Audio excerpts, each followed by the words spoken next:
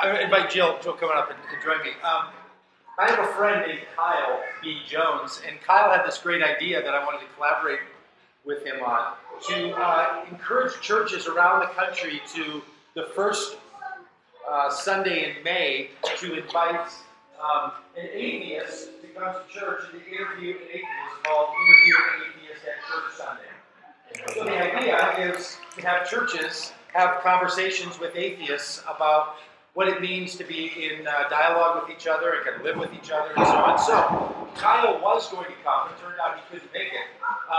He's now in New York and some other stuff. So I called my good friends over at the Atheists of Minnesota group, and Jill was good enough to come. This morning we had the presidents of the group. It's a nonprofit group with all volunteers, and they have different roles. And so Eric was here this morning, and at 7 o'clock, August is going to be here. And you were fortunate enough to get Jill to share time. So thanks. So the idea of all of this,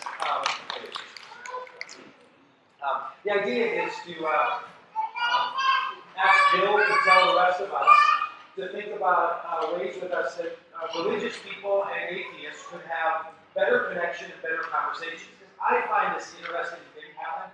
I have the privilege of engaging in a lot of interfaith dialogue, a lot of connection between people of different religious traditions, or within Christianity, a lot of different kinds of perspectives. And many people I know are really open to that. And they feel really comfortable, and I've watched it happen in lots of cases where a Christian person will meet a Muslim folk, and they'll say, like, I really want to know more about what you do, or a Jewish person meets a Buddhist, and they think, there's some really interesting interplay in our relationships, I'd love to know more about that.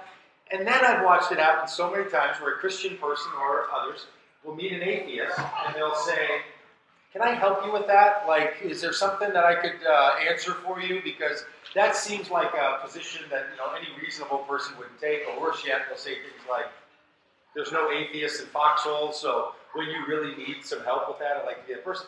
And the conversation changes in this really interesting and I find unhealthy way. So we thought, well, maybe a good way to approach this is to ask atheists to tell others of us, how could we be better at this conversation? And what does it mean to be an atheist? And how do you think about it?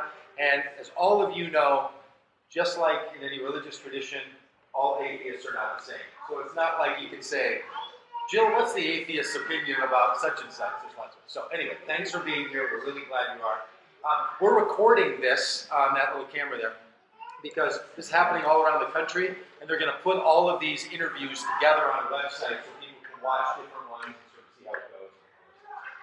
So thanks for being with us. Of course, thank you. How can we be better as religious people with talking to atheists? How could that be? How do you think about I this? think you summarized it beautifully about limiting the condescension, that somehow I need to be fixed, that there's some sort of, I'm lacking in my life in some way. And I also think we just deserve a place at the table. That when we do interfaith work in Minneapolis with a greater society, that we don't want to be ignored. Yeah. And we want an equal seating, and we want to participate, and we don't necessarily want to be changed. What do you think makes that hard? Like, how come that doesn't happen more frequently? Do you have your own sort of theory on why religious people tend to be so evangelistic toward an atheist, where they might not be toward someone of a different faith tradition, but toward atheists? I think there's a common misconception that atheists are angry, crabby, unhappy, not fun to be around. Yeah. We're not personable. We don't have friends. We don't have family. We don't look like you. Therefore, we wouldn't be a part of your community. We are. We're everywhere.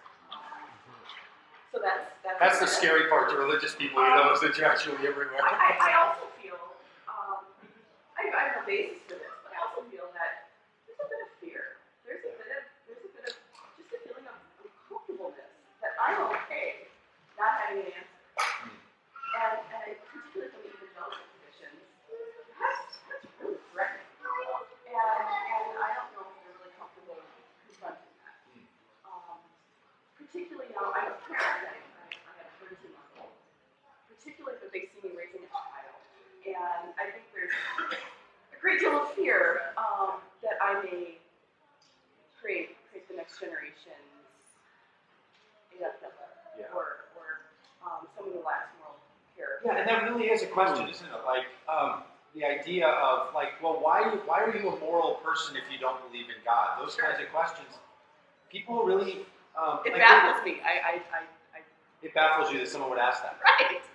Yeah. My parents, non-religious parents, are the two most moral people I know on this planet. Yeah. I don't have anything else to compare it to. I don't have perspective other than what I was raised with. I don't know what it's like to be moral. I simply don't.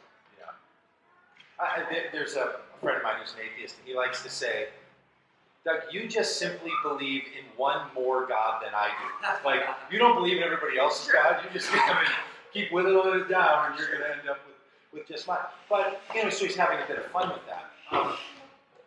Do you think that part of the problem is that when you meet an atheist whose life is full and meaningful and you do good things in the world, that it somehow is this living implication that religious people don't have a corner on that part of life, and that a lot of religious people feel like if they don't have an edge up, that if they had to, sort of talk in the normal culture without a real advantage, that people wouldn't find religion interesting, and we'd end up with a world that's not religious and no one would care. I mean, you think it's an insecurity in religious people, or? Yes, I do. Although it's more complex than that. Yeah. I don't think religion would go away if the atheist message got spread. But, yes, especially with some of the more fringe communities, Jehovah's Witness, some of the evangelical traditions, I do hear those kind of sentiments. But mainline, I think they're pretty comfortable. Even Catholics are quite comfortable with the dialogue. But not everybody at that table is so comfortable at all. So when you talk to someone and they find out you're an atheist, and not only an atheist, not like a quiet atheist, but an atheist that's like part of a group of Minnesota atheists that are public, and like you have people at the May Day parade, and you have a bunch of flyers out there, like you're invitational, friendly atheists, and people say like what do they ask you that's kind of typical that are questions you like, and what do people ask you that you don't like? I guess the first question that so many people ask, which is a bit baffling to me, is have you been an atheist your whole life? Or what faith have you raised in? Well, it seems strange because you wouldn't ask a Catholic that. Yeah, right. A 40-year-old Catholic. So what faith were you raised in? Yeah. And I do feel that has an edge of condescension because there's an assumption that there are no atheist families out there. There are no families believing in this type of tradition. So that's probably the first question. And follow-up question is, a question that I do like that I get most often is, so now that I am a parent and I have a child, I get a question about, so how are you going to raise your child? Or how are you parenting your child? Or how does this influence your parenting? And it does. It does. And I just respond, I'm going to raise my kid as a religiously literate person. Not an atheist, not a Unitarian Universalist. I go to a Unitarian Universalist church every Sunday. I'm not going to raise my child as you do. I'm going to raise them literate. Yeah. It's important to me. Yeah. Are there any good questions that people ask? Like, do you hear? Yeah, parenting. Yeah. And anything about, like, as an atheist, do you, in a public one, are there some things that you like want to agendize in the world? Like, are there some things that you want to see? I got a pulpit here, I guess. Yeah, I mean, let us have it. Yeah, Totally. Yeah. yeah. This is a shot. Probably. I think that if I do have the pulpit and I get a paragraph or a short period of time, the biggest message I would convey is I am extraordinarily happy in this position in my life. I don't have regrets. I'm not tormented. I don't go to bed worrying about. Penny, is this on? Yeah. I'm extraordinarily happy. I'm not tormented. I don't feel a great sense of anxiety about the end of life or about where am I going to go or where did Grandma go when she died.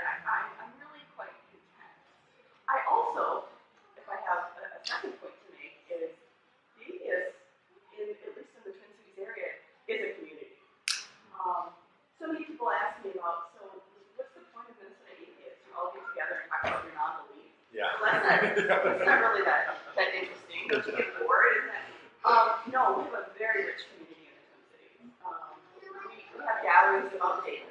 You know, we probably have 30 to 50 gatherings a month. So we do everything from nature walks and park cleanups to serving at the family place, a meal to homeless people, to book clubs and speakers and family outings, parenting groups. So there is a rich community, and it is, on some levels, a lot like a church community. We operate in a community-oriented function. So we do have common bonds, and I do have a community there, and it is very valuable. Those are the people that visited me in the hospital when I gave birth, but those are the people that are calling me up when I'm not doing too well, or those are the people that are going to get me a job when I'm out of work. So there is the richness that people want from a church. It's out there for the atheists as well. Great. Well, thanks for being here. You opened a couple questions that people have. Sure, that's it. That's all you want to know. We're going to go right into communion after this.